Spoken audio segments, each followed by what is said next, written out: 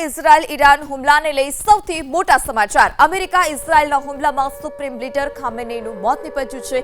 ઈરાની સેનાએ ખામેનેઈના મોતની પુષ્ટિ કરી। ખામેનેઈના મોતને લઈ ઈરાનમાં 40 દિવસનો રાષ્ટ્રીય શોક જાહેર કરવામાં આવ્યો છે।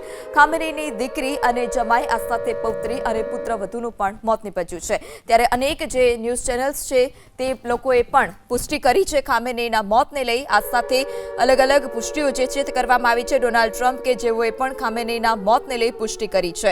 ટ્રમ્પે સોશિયલ મીડિયા પર પોસ્ટ પણ કરી છે। અમેરિકન પ્રમુખ ડોનાલ્ડ ટ્રમ્પે તેમના social media platform truth social પર ઓપરેશનની સફળતા જાહેર કરતા જણાવ્યું કે ઇતિહાસના સૌથી મોટા ક્રૂર વ્યક્તિઓમાંથી એક હવે નથી રહ્યા।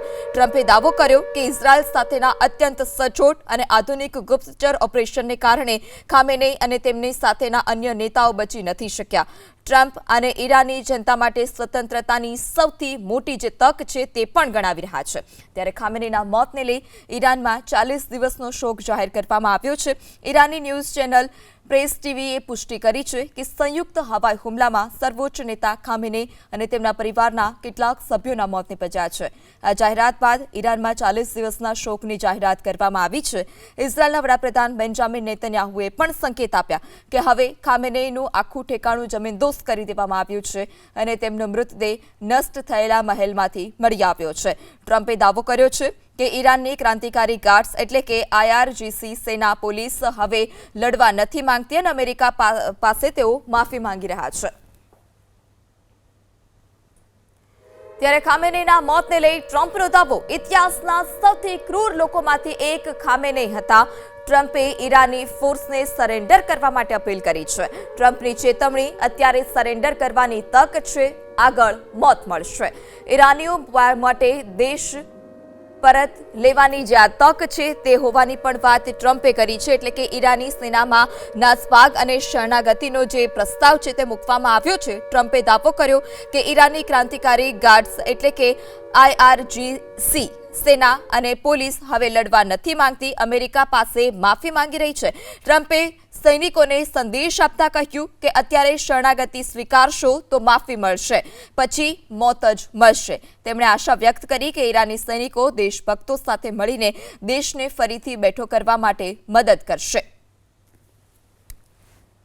ત્યારે ખામેનેઈના મોત બાદ ઇઝરાયેલી પીએમ નેતન્યાહુનું નિવેદન, ઈરાની સુપ્રીમ લીડર ખામેનેઈનું મોત નીપજ્યું છે। જીવિત તાનાશાહનું મોત નીપજ્યું છે એવા અનેક સંકેત છે। તાનાશાહી જીવિત નથી, ખામેનેઈના પરિસરને અમે તહેસ નહેસ કર્યું છે અને જે મહેલ છે જે કાટમાળમાં તબદીલ થઈ ગયો છે, જે જમીનદોસ્ત થઈ ગયો છે, તે જ જગ્યા પરથી નેતન્યાહુ અને તેમના પરિવારના જે અનેક લોકો છે તેઓના મૃતદેહ ત્યાંથી મળી ચૂક્યા છે। ત્યારે ખામેનેઈના પરિસરને તબાહ કર્યાની વાત પણ નેતન્યાહુએ કરી છે અને નેતન્યાહુએ કહ્યું કે જે એક ક્રૂર વ્યક્તિ હતા, તાનાશાહ હતા, તેનો અંત આવ્યો છે। નેતન્યાહુએ પણ ખામેનેઈના મોતની પુષ્ટિ કરી દીધી છે અને ખામેનેઈના પરિસરને તબાહ કર્યું હોવાનો, તેને નિશાન બનાવ્યું હોવાનો વાત પણ નેતન્યાહુએ કરી। ત્યારે ઇઝરાયલના હુમલામાં ખામેનેઈના મોતનો દાવો, ખામેનેઈનો મૃતદેહ મળી આવ્યો છે।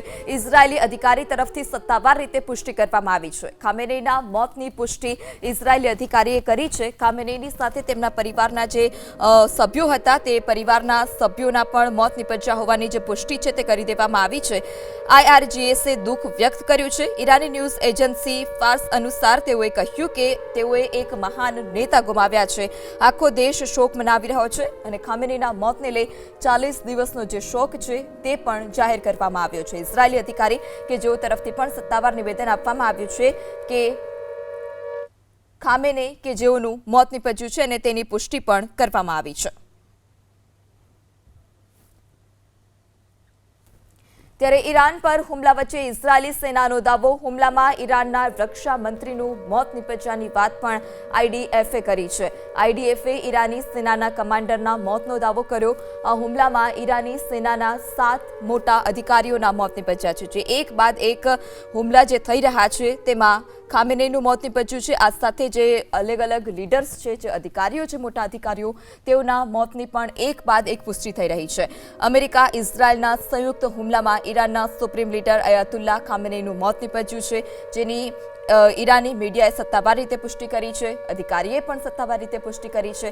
ત્યારે આઈડીએફ તરફથી પણ કહેવામાં આવ્યું છે કે જે રક્ષા મંત્રી છે તે રક્ષા મંત્રીનું પણ મોત નીપજ્યું છે.